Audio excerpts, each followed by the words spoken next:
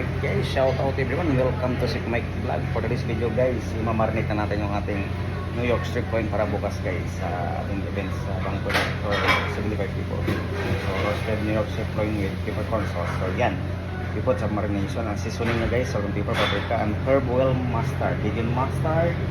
And I made some herb oil. It's like garlic, green onion, thyme, rosemary, parsley, and you know, some vegetable oil. Then we add some stick Montreal spice, right? So and guys, let's go. Imikos-mikos na natin guys. So we add more. So it's for tomorrow guys. It's like 24 hours. Right? So massage natin siya guys. Tapos we add some steak Montreal seasoning. But at the first, we already put some salt and pepper and paprika. Right? Napakaangas nito guys. Yeah.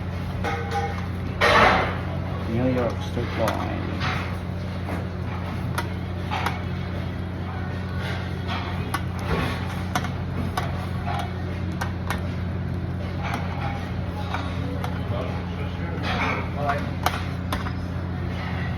Alright. See? Fantastic. And then we add some stick spice Montreal.